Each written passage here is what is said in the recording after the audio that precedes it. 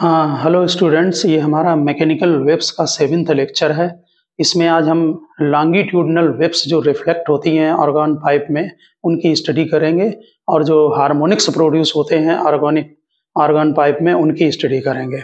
Okay, तो देखिए, पहले आप जो लॉन्गिट्यूडिनल वेव्स होती हैं उनके रिफ्लेक्शन को समझ लें।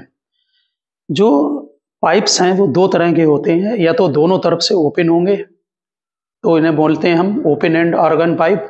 अगर एक तरफ से क्लोज है और एक तरफ से ओपन है तो उसे हम क्लोज्ड एंड ऑर्गन पाइप बोलते हैं, यानी एक तरफ से ओपन जरूर होगा।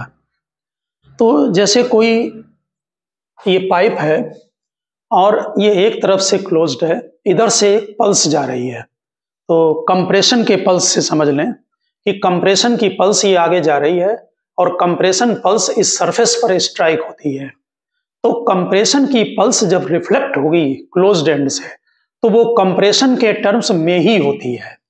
इसके आप कई मेथड से समझ सकते हैं कि एक तो आप समझ लें कि जैसे आप किसी लाइन में खड़े हैं, बहुत सारे लोग, तो कोई भी विंडो पे समझ लें, तो अगर मान लीजिए किसी ने पीछे से प्रेस किया किसी को, तो सारे लोग आगे से कंप्रेस होते चले जाएंगे।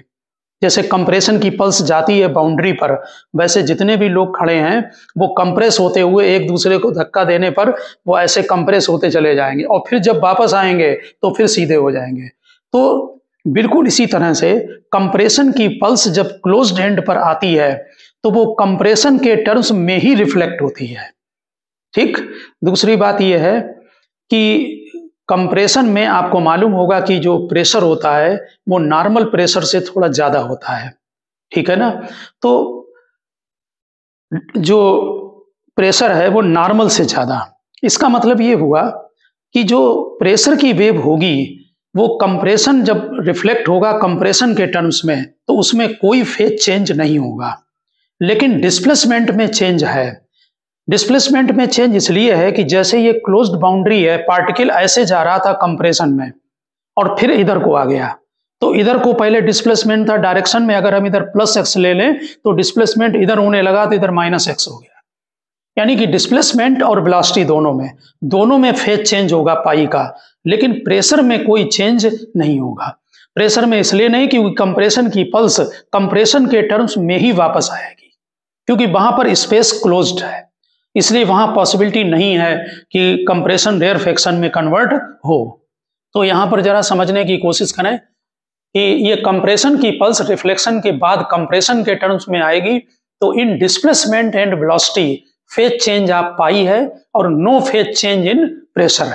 इसलिए जो प्रेशर की इक्वेशन इसमें लिखी जाती हैं तो उनमें हम कोई फेज चेंज नहीं करते हैं, लेकिन डिस्प्लेसमेंट में फेज चेंज करेंगे। हम लोग जो स्टडी कर रहे हैं वेव मैकेनिक्स की, उसमें जो इक्वेशन ले रहे हैं वो डिस्प्लेसमेंट की ले रहे हैं, प्रेशर की नहीं, ठीक है ना।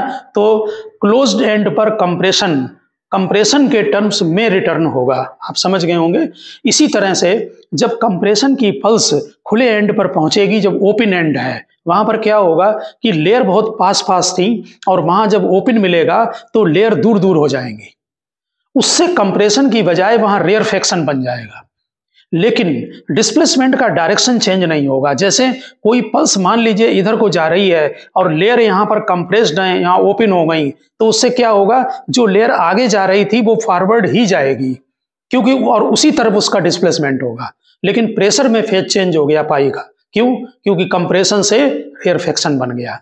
तो अच्छी तरह से लर्न रखें, जब कोई पल्स क्लोज्ड एंड से रिफ्लेक्शन होगा तो कंप्रेशन रहेगा, और अगर ओपन एंड से होगा तो कंप्रेशन रेयरफेक्शन बन जाएगा। और डिस्प्लेसमेंट का पॉइंट ध्यान रखना कि डिस्प्लेसमेंट वेलोसिटी में कोई फेज चेंज नहीं होगा।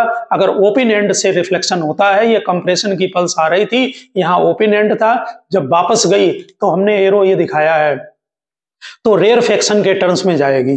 तो डिस्प्लेसमेंट और वेलोसिटी में नो फेज चेंज होगा, बट इन प्रेशर में जो है वो फेज चेंज हो जाएगा पाई का, क्योंकि कंप्रेशन से रेयरफेक्शन बन गया। तो रिफ्लेक्शन समझ में आपके आ गया होगा कंप्रेशन और रेयरफेक्शन का।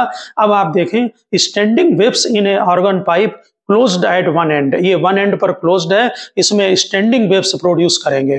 तो जब स्टैंडिंग वेव्स, देखिए हमने यहाँ पर x इक्वल टू 0 ले लिया है और हमने वेव इधर जो ऑर्गन पाइप बनाया है वो लेफ्ट को बनाया है, इसलिए हमने x इक्वल टू -l लिख दिया है। अगर आप इसको पलट के लें तो तब भी चल जाएगा, तब आप x0 और इधर को x इक्वल टू l ले लें, उससे कोई फर्क नहीं पड़ेगा। आर्गन पाइप की लेंथ हमने l ले ली है। इसमें इस वेव्स यहाँ प्रोड्यूस की जाएंगी जो फॉरवर्ड आगे की तरफ जाएंगी और रिफ्लेक्ट होने के बाद क्लोज्ड एंड से जो वेव आएगी और जो वेव राइट को जा रही है लेफ्ट को रिफ्लेक्ट होने के बाद आएगी, उनके सुपर इम्पोज होने से इसके अंदर स्टैंडिंग वेव्स बनेंगी। ठीक है, तो वेव पल्स ले ली moving from left to right, जो इधर को जा रही है। तो ये इक्वेशन है डिस्प्लेसमेंट की, y है 1x, t a sin 2 pi by lambda vt minus x।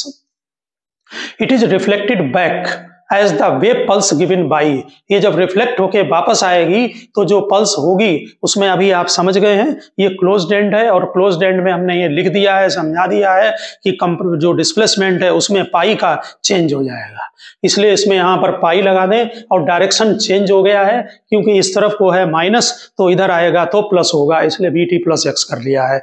अगर आप इस आर्गन पाइप को राइट की तरफ बनाएं तो फिर इधर को वेव ले लेना पहले, ठीक है ना, और फिर आप रिफ्लेक्ट करा लेना। तो किसी भी डायरेक्शन में ले ले कोई फर्क नहीं, यहाँ प्लस हो तो यहाँ पर माइनस आ जाएगा। अब इसमें हमने साइन पाई प्लस थीटा को माइनस साइन थीटा कर दिया है और दोनों वेव को सुपर इम्पोज करा दीजिए क्योंकि सुपरपोजिशन थ्योरम लगेगी। तो resultant displacement y1 plus y2 होगा। इसमें sine c minus sine d का फार्मूला लगा दें, ये 2 cos c plus dy2 into sine c minus dy2 होगा। ये c का वर्क करेगा, जो साइन में यहाँ लिखा है वो d का वर्क करेगा। ठीक है, इन दोनों को जब प्लस कर देंगे पहले c प्लस d में तो x कैंसिल हो जाएगा, तो ये vt आ जाएगा। 2 पाई बाई लैम्डा बाहर है, कोई भी आप वेव इक्वेशन ले सकते हैं, जरूरी नहीं है लें, सबसे आ जाएगा। और c माइनस डी करेंगे तो इसमें माइनस थीटा आएगा जो कि हमने पहले ही बाहर ले लिया है, क्योंकि जब इसको इसमें माइनस करेंगे तो bt माइनस में हो जाएगा, x भी माइनस में हो जाएगा, तो माइनस के x हो जाएगा। तो sine minus theta minus sine theta होता है, इसलिए माइनस साइन बाहर ले लें। अब ये चीज आपकी एम्पलीट्यूड शो करेगी। ठीक, यहाँ पर जो एम्पलीट्यूड आया, क्योंकि एम्पलीट्यूड आपको मालूम है स्टैंडिंग वेव्स में वेरी करता है डिस्टेंस के साथ, इसलिए डिस्टेंस के साथ जो ये फंक्शन आया है उसे एम्पलीट्यूड में डाला है। अब इसमें हम बाउंड्री कंडीशन लगाएंगे। बाउंड्री कंडीशन जो है, जब x इक्वल टू 0 है यहाँ पर, तो यहाँ पर डिस्प्लेसमेंट 0 होगा क्योंकि ये क्लोज्ड एंड है। ठीक है, इसलिए भी जो कंप्रेशन होती है वो कंप्रेशन के टर्म्स में ही वापस आती है, क्योंकि यहाँ पर नेट डिस्प्लेसमेंट 0 है। दूसरी कंडीशन, और यहाँ पर अगर आप x को 0 डालते हैं तो वैसे भी साइन 0 0 होगा, तो वैसे भी डिस्प्लेसमेंट 0 आएगा। ठीक है ना। अब यहाँ पर देखिए, जब x equal to minus l डालेंगे यहाँ पर, ठीक, तो डिस्प्लेसमेंट मैक्सिमम होगा, यानी एम्पलीट्यूड मैक्सिमम आएगा। ठीक, तो यहाँ पर x equal to minus L डाल दीजिए, ये sine minus theta minus sine theta हो गया। ठीक है, और ये आपका बन गया 2a sine 2 pi by lambda into l। ये मैक्सिमम कब होगा? जब इसकी वैल्यू प्लस माइनस 1 के इक्वल होगी। तो 1 की वैल्यू आपको मालूम है कि साइन 91 होता है, 3 पाई बाई 2, इनमें जो है माइनस आ जाएगा, तो यहाँ 2n minus 1 into pi by 2 लेंगे, इसमें n 1 से स्टार्ट होगा, यहाँ 1 डालें तो पाई बाई 2 आएगा, यहाँ 2 डालें तो 3 पाई बाई 2 आएगा। इस तरह से आप इसमें वैल्यू पुटअप करते जाएं तो ये लेंथ l आपका आ जाएगा 2n माइनस 1 लैम्डा बाई 4। अब इसमें हम डालकर हम डिफरेंट मोड ऑफ हार्मोनिक्स के जो उनकी स्टडी करेंगे। ठीक है ना। आप यहाँ पर इक्वेशन कोई भी ले लें, ध्यान रखना वेव्स की जरूरी नहीं है कि 2 pi by lambda VT minus x के टर्म्स में ही। हाँ, अब इसमें आप जरा क्लोज्ड एंड में देखें, जो फार्मूला आपने अभी बनाया है उसके बाद इसमें फर्स्ट मोड ऑफ वाइब्रेशन, तो उसमें फार्मूले में आप n इक्वल टू 1 डाल दें। जिस समय n इक्वल टू 1 होगा उस समय हमने वेवलेंथ को लैम्डा 1 एज्यूम किया है और फ्रिक्वेंसी को न्यू 1 एज्यूम किया है। तो फार्मूले में जब आप वैल्यू डालते हैं तो लैम्डा 1 4l आ रहा है, इसका मतलब l जो है वो लैम्डा 1 बाई 4 है। ठीक, अब न्यू क्या होता है? फ्रिक्वेंसी v अपान लैम्डा 1 होता है। लैम्डा 1 की वैल्यू पुटअप करें 4l, तो ये बेसिक फार्मूला न्यू 1 तैयार हो गया v अपान 4l का। ये क्लोज्ड एंड ऑर्गन पाइप है। अगर आप कॉम्पिटिटिव एग्जाम में भूल जाते हैं तो इनको डायरेक्ट यूज कर सकते हैं। ऑर्गन पाइप बनाए फंडामेंटल में, यहाँ पर नोड जरूर बनेगा, यहाँ एंटी नोड जरूर होगा, तो इसका मतलब है ये 1/4 पार्ट होगा वेवलेंथ का। आपने वेवलेंथ λ1 एज्यूम की है, इसलिए यहाँ पर जो लेंथ L है वो λ1/4 के इक्वल होगी, जो कि आप डायरेक्ट इसके यूज कर सकते हैं कि L = λ1/4। ठीक। और जो फ्रिक्वेंसी आई है V/4L, ये फंडामेंटल फ्रिक्वेंसी है या फंडामेंटल पिच या फंडामेंटल टोन, या इसे हम फर्स्ट हार्मोनिक भी बोलते हैं, फर्स्ट हार्मोनिक या फंडामेंटल फ्रिक्वेंसी। ठीक। और इसको डायग्राम बनाकर भी आप इसको डायरेक्ट निकाल सकते हैं, लेकिन 11th में डेरिवेशन सिलेबस में है, इसलिए आपको बाकायदा इक्वेशन लिखकर सुपरपोजिशन लगाकर और तब इसको निकालें वहां पर। Second mode of vibration. Second mode of vibration में जो वेवलेंथ है वो हमने λ2 एज्यूम की है। इसमें लेंथ तो उतनी रहेगी, एक ही ऑर्गन पाइप है, इसमें n = 2 डालेंगे फार्मूले के अंदर। नेचुरल है कि उसमें जब n = 2 डालते हैं तो जो λ2 है वो 4L/3 आ रहा है, या L आपका 3 λ/2/4 आ रहा है। यहाँ पर λ2/4, 2 सफिक्स है। ν2 यहाँ पर फ्रिक्वेंसी है, न्यू होता है B/λ, यानी कि B/λ2। तो यहाँ पर वैल्यू पुटअप कर दें λ2 की, तो ये 3V/4L आ जाएगा। ओके, तो ये ν2 = थ्राइस ν1 हो गया। ये यहाँ पर इससे भी आप निकाल सकते हैं, लेंथ इसकी ऑर्गन पाइप की L है और जो वेवलेंथ है वो λ2 ली है। यहाँ से यहाँ तक का टोटल जो वेवलेंथ के टर्म्स में जो रिजल्ट आएगा वो 3 λ/2/4 आएगा। नोड से नोड तक की डिस्टेंस जो है वो λ/2 होगी, और इस नोड से यहाँ एंटी नोड तक की जो डिस्टेंस है वो आपका λ/4 होगी। दोनों को प्लस कर दें तो 3 λ/4 आ जाएगी। ठीक है, वेवलेंथ हमने λ2 ले ली है, तो यहाँ पर जो फ्रिक्वेंसी आ रही है वो 3V/4L आ रही है, यहाँ पर V/4L आ रही है। यहाँ वेलोसिटी ध्यान रखना, ये साउंड वेव की वेलोसिटी है, ये √γ/RT/m यहाँ पर आएगी। ये वेलोसिटी में वो मत डाल देना स्ट्रिंग वाली √T/m, ठीक है ना। यहाँ ये एयर या कोई इसमें गैस फिलअप होगी। ये साउंड मैकेनिकल वेव में लॉन्गिट्यूडनल वेव्स के लिए फार्मूले पढ़ेंगे वेलोसिटी के।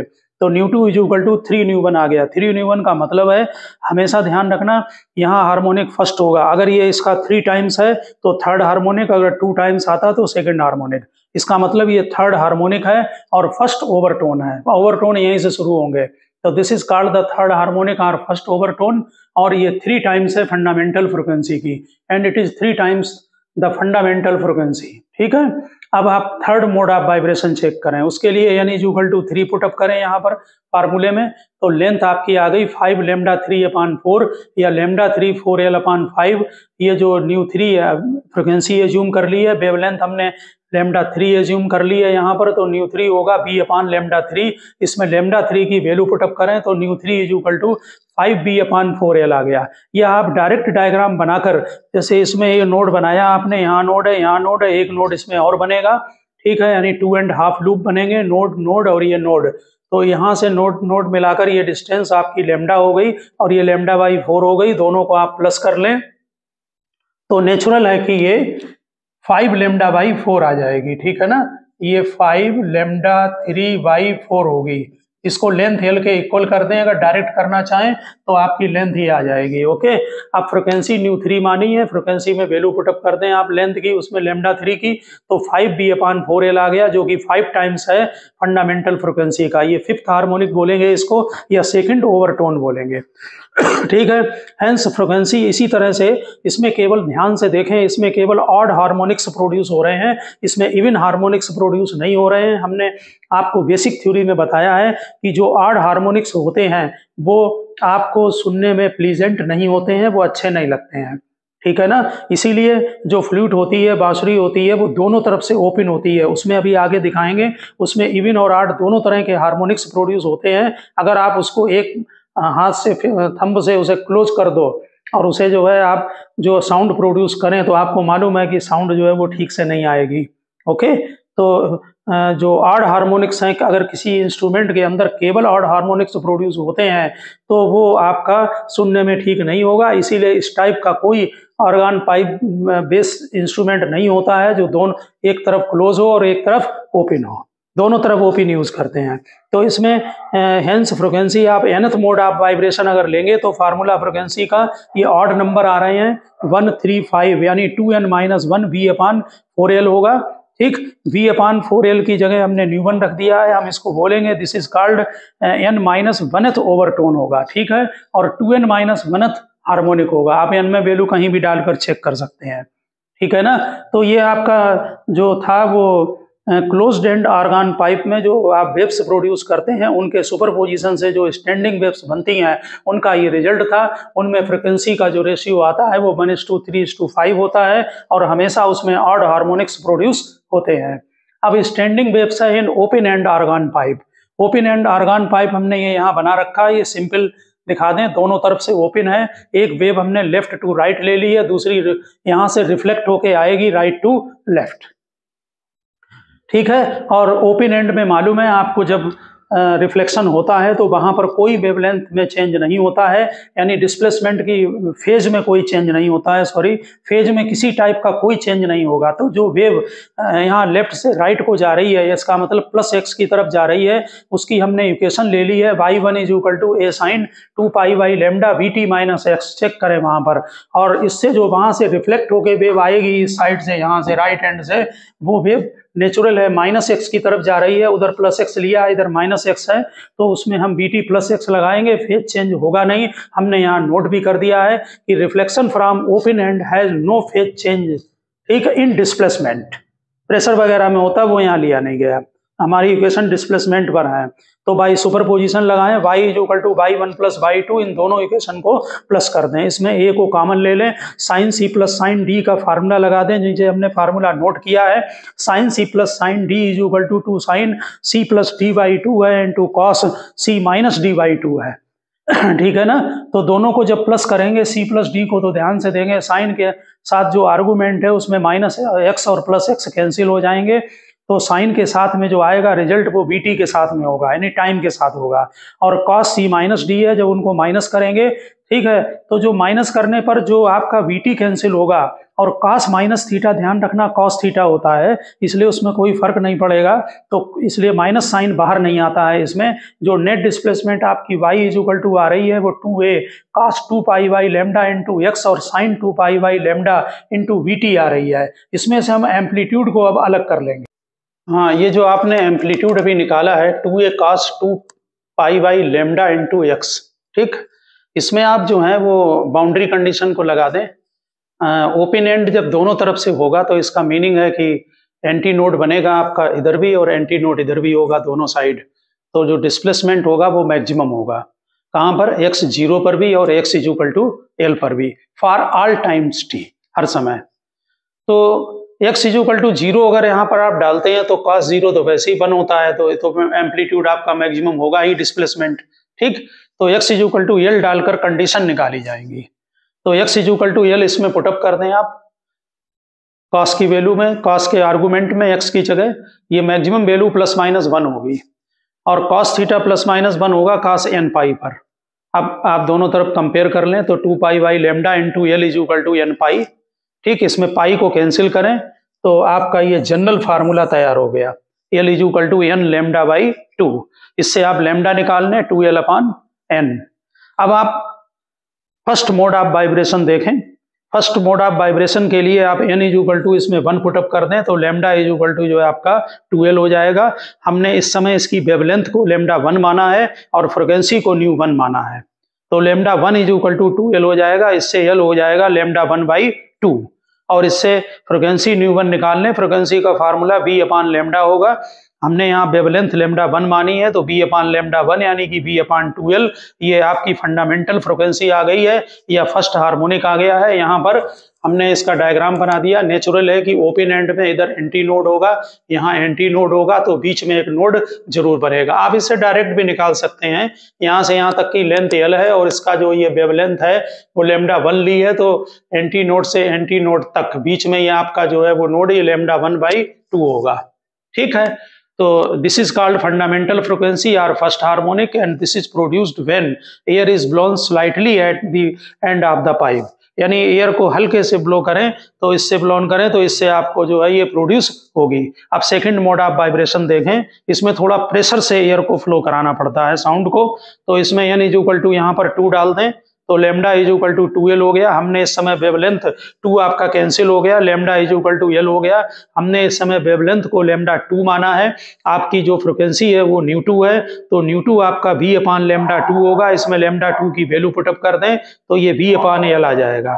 ठीक है, इससे फ्रिक्वेंसी को केवल सिमेट्री बनाने के लिए न्यूमरेटर और डिनोमिनेटर में दोनों में हमने 2 का मल्टीप्लाई कर दिया है। तो ये आपका फ्रिक्वेंसी ध्यान से देखें, ये 2 टाइम्स हो गई है फंडामेंटल फ्रिक्वेंसी की। फंडामेंटल फ्रिक्वेंसी में v अपान 2L है, यहाँ पर 2v अपान 2L है। ठीक है, 2 तो मल्टीप्लाई कर लिया हमने न्यूमरेटर डिनोमिनेटर में कंपेयर करने के लिए, तो ये डबल फ्रिक्वेंसी हो गई। इसका मतलब है ये सेकंड हार्मोनिक होगा और फर्स्ट ओवरटोन होगा। This is called the first overtone और सेकंड हार्मोनिक। ओके, अब इसमें हमने ये डायग्राम बना लिया, जैसे उसमें एक नोड बन रहा था, इसमें यहाँ पर एक नोड और बढ़ाएं, इधर एंटी नोड इधर एंटी नोड, क्योंकि ओपन है तो ये जरूर बनेगा एंटी नोड। अगर आप यहाँ पर डायरेक्ट यहाँ पर देखना चाहें तो यहाँ से यहाँ तक की लेंथ लैम्डा 2 होगी और लेंथ L है, तो L is equal to lambda 2 आप डायग्राम बनाकर डायरेक्ट कर सकते हैं। 11th में डेरिवेशन के लिए विद फार्मूला करें। इसी तरह से ये थर्ड मोड ऑफ वाइब्रेशन होगा, इसका हमने डायग्राम नहीं लिया है। ठीक, इसमें n इज इक्वल टू 3 डाल दें तो फार्मूले में यहाँ पर n इज इक्वल टू अगर 3 डालेंगे तो lambda is equal to 2L upon 3 हो जाएगा, या L is equal to 3 lambda by 2 हो जाएगा। ये लैम्डा 3 बन गया आपका 2L अपान 3। ठीक, और फ्रिक्वेंसी है ये ν3, ये v अपान लैम्डा 3 होगी। लैम्डा 3 की इसमें वैल्यू पुटअप करें तो ये 3 टाइम्स ν1 हो गया। This is called the third harmonic और सेकंड ओवरटोन। ठीक, तो हार्मोनिक इसमें कंटिन्यूअस है, फर्स्ट है, सेकंड है, थर्ड है। ठीक, ये सेकंड ओवरटोन होगा। इसी तरह से अगर हम nth हार्मोनिक निकालें तो n-1th ओवरटोन होगा, और जो फ्रिक्वेंसी होगी वो n टाइम्स फंडामेंटल फ्रिक्वेंसी होगी, यानी कि ν n is equal to n times ν1। ठीक, यहाँ पर ν1 ν2 और ν3 का जो रेशियो है फ्रिक्वेंसी का वो 1:2:3 होगा, और इसमें सभी टाइप के हार्मोनिक्स जो है प्रोड्यूस हो रहे हैं। So open end organ pipe जो है वो produces both even and odd harmonics. और आपको बताया था कि जब तक इवन हार्मोनिक्स ना हो तब तक साउंड प्लीजेंट नहीं लगती है सुनने में, इसलिए यहाँ पर दोनों टाइप के हार्मोनिक्स हैं। इसलिए जितने भी म्यूजिकल इंस्ट्रूमेंट इस टाइप जैसे फ्लूट है वो ओपन एंड ऑर्गन पाइप होता है। ठीक है ना, तो इसके जो है वो डेरिवेशन जो है वो आप डायरेक्ट भी फार्मूले आप कर सकते हैं और वैसे भी कर सकते हैं। ये जो हमने अभी क्लोज्ड एंड और ओपन एंड ऑर्गन पाइप बनाए हैं, इनके ऊपर ये 2-4 पॉइंट हैं, उनकी आप स्टडी करें। क्लोज्ड एंड ऑर्गन पाइप के लिए जो फंडामेंटल फ्रिक्वेंसी है ये ν लिखा है, C फॉर क्लोज्ड है, ये v अपान 4L है। और जो ओपन एंड ऑर्गन पाइप होता है उसके लिए जो फंडामेंटल फ्रिक्वेंसी है वो v अपान 2L है। तो दोनों की लेंथ अगर सेम रहे, सेम सिचुएशन हो, तो इसका मतलब है कि ओपन एंड ऑर्गन पाइप की frequency closed end organ pipe से डबल है, जो फंडामेंटल है। ओपन एंड ऑर्गन पाइप जो है उसको, ये दूसरा पॉइंट है, ओपन एंड ऑर्गन पाइप हमने ये कोई लिया है, इसकी लेंथ L है, इसमें फ्रिक्वेंसी होगी v अपान 2L। अब हमने ओपन एंड ऑर्गन पाइप को हाफ वाटर में सबमर्ज्ड कर दिया, यानी हाफ वाटर है और ऊपर हाफ एयर है। अब ये open end organ pipe closed end organ pipe में कन्वर्ट हो गया। इसकी लेंथ अब L/2 हो गई, क्योंकि इसकी टोटल लेंथ L है। इस समय जो क्लोज्ड एंड ऑर्गन पाइप जो बना है उसकी जो फ्रिक्वेंसी है ये ν है, उसकी फ्रिक्वेंसी v अपान 4L होती है। लेंथ की जगह L/2 डालें तो ये 2 कैंसिल होके v अपान 2L आ गया। इसका मतलब ओपन एंड ऑर्गन पाइप के इक्वल आ गई। इसका मतलब है कि ओपन एंड ऑर्गन पाइप अगर हाफ सबमर्ज्ड कर दें तो वो क्लोज्ड एंड में कन्वर्ट हो जाएगा और उसकी फ्रिक्वेंसी उस समय सेम रहेगी। ऑब्जेक्टिव के लिए सीधे ध्यान रखना। देखिए, जो ऑर्गन पाइप होते हैं या कोई पाइप है उसमें जो एंटी नोड बनता है वो एकदम ऊपर माउथ पर नहीं बनता है। खुला होने की वजह से एंटी नोड थोड़ा ऊपर शिफ्ट हो जाता है, क्योंकि स्पेस ओपन है वहां पर। उसको जितना ये शिफ्ट होता है एंटी नोड ऊपर, उसको हम एंड करेक्शन बोलते हैं। यहाँ पर ये हमने दिखाया है कि अगर मान लीजिए ये कोई पाइप है, वैसे एंटी नोड यहाँ बनना चाहिए, लेकिन इसके कुछ ऊपर बनता है इस पॉइंट पर एंटी नोड। तो ये जो लेंथ होगी यहाँ से यहाँ तक की, इसको एंड करेक्शन बोलते हैं। ठीक, तो इसे स्मॉल ई से लिखते हैं, ई को स्मॉल ई से एंड करेक्शन है। Distance of anti node from open and is called and correction, और एंड करेक्शन की जो वैल्यू है वो 0.6 आर होती है, जहां आर जो है वो रेडियस है पाइप का। E is equal to 0.6 R, R है रेडियस पाइप की। तो नेचुरल है कि जो हमारा ओपन एंड ऑर्गन पाइप का फार्मूला था जिसमें कि V/12 है, तो लेंथ की जगह ओपन एंड में दोनों तरफ एंड करेक्शन होगा, ऊपर भी और नीचे भी, इसलिए 2E का यूज करेंगे।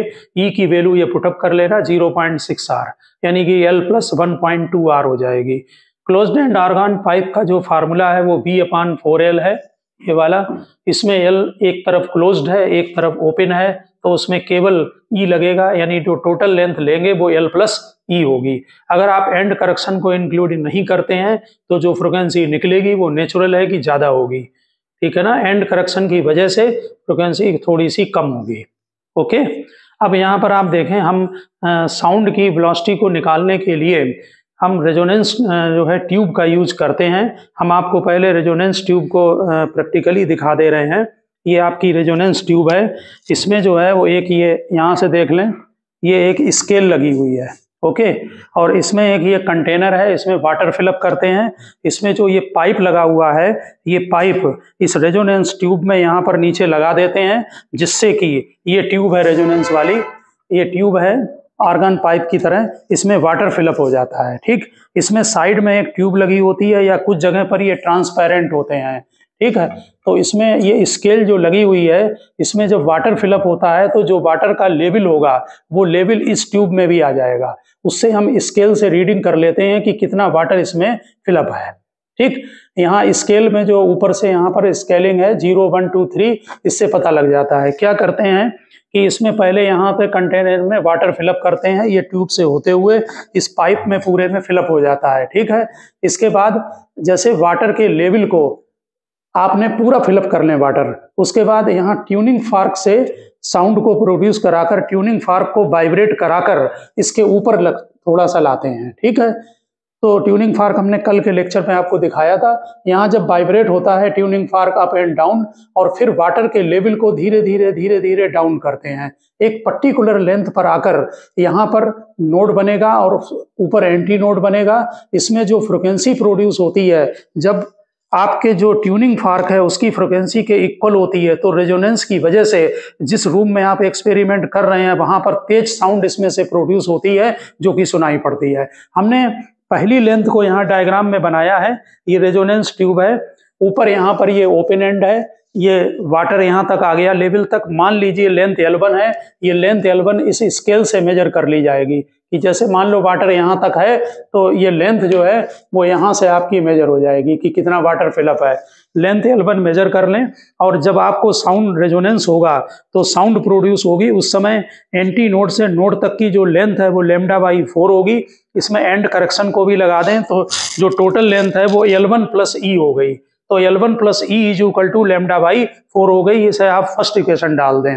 अब यहाँ क्या करते हैं कि जो वाटर का लेवल है उसको धीरे धीरे धीरे धीरे और डाउन करते हैं। फिर एक बार थोड़े टाइम के बाद जब वाटर का लेवल नीचे आ जाएगा तो फिर से आपको तेज साउंड सुनाई पड़ेगी, यानी फिर से रेजोनेंस होगा। उस कंडीशन में सेकंड को बनाया है, यहाँ पर वाटर लेवल डाउन हो गया। अब मान लीजिए लेंथ L2 है जो कि इस स्केल से मेजर हो जाएगी लेंथ, और यहाँ पर नोड है, फिर यहाँ एक नोड बनेगा, ऊपर एंटी नोड बनेगा। इसका मतलब है कि ये टोटल लेंथ जो L2 होगी वो 3 λ/4 के इक्वल होगी। तो length L2 plus E is equal to 3 λ/4 वहां पर नोट कर लिया, ठीक। यानी ये आर्गन पाइप सिंपल एक पाइप है, इसमें वाटर फिलअप कर दिया है, और वाटर के एक पर्टिकुलर लेवल तक जब ट्यूनिंग फार्क से साउंड प्रोड्यूस करेंगे तो रेजोनेंस की वजह से इसमें साउंड प्रोड्यूस होगी है, जो कि कमरे में आपको रूम में सुनाई पड़ेगी तेज, ठीक है ना। ये हमने केवल डिमॉन्स्ट्रेशन किया, एक्सपेरिमेंट नहीं कर रहे हैं। तो ये L2 plus E is equal to 3 λ/4 हो गया। E एंड करेक्शन जरूर लगाएं। अब ये दो इक्वेशन आपकी बन गई, इन दोनों इक्वेशन को आप माइनस कर लें तो E कैंसिल हो जाएगा, L2 minus L1 is equal to λ/2 आ गया, ठीक। इससे लैम्डा निकालने 2 टाइम्स L2 माइनस L1, और V is equal to new lambda में वैल्यू पुटअप कर दें। न्यू जो है वो फ्रिक्वेंसी है, ये फ्रिक्वेंसी जिस ट्यूनिंग फार्क से यहाँ आप साउंड प्रोड्यूस करेंगे उस ट्यूनिंग फार्क पर वो फ्रिक्वेंसी दी हुई है, क्योंकि रेजोनेंस में दोनों फ्रिक्वेंसी मैच करेंगी।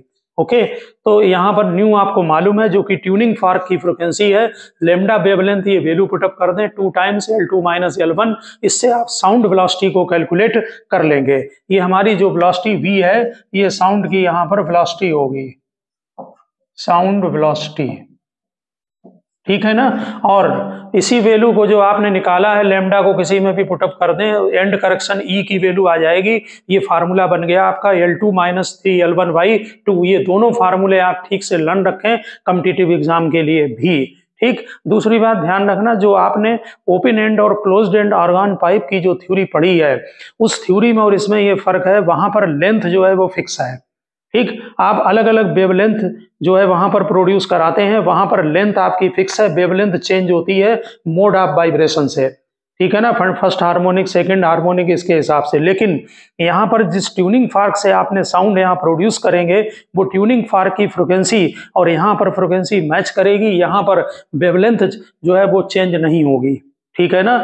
यहाँ पर जो लेंथ है वो चेंज हो रही है, तो लेंथ पहले L1 है, बाद में लेंथ L2 हो गई, तो वेवलेंथ आपकी यहाँ पर फिक्स रहेगी, वहां पर वेवलेंथ चेंज हो रही, फ्रिक्वेंसी चेंज हो रही है। यहाँ पर फ्रिक्वेंसी केवल ट्यूनिंग फार्क की फ्रिक्वेंसी है जो यहाँ पर रखी जाएगी, ठीक है ना।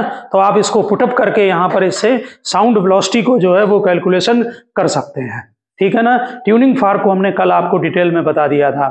तो ओके स्टूडेंट, हमने इस लेक्चर में आपको ओपन एंड और क्लोज्ड एंड ऑर्गन पाइप और रेजोनेंस ट्यूब का डिटेल में स्टडी करा दी है। आप इसको समझ चुके होंगे, डाउट हो तो आप कमेंट में डालना। और ओके, मिलते हैं नेक्स्ट लेक्चर में।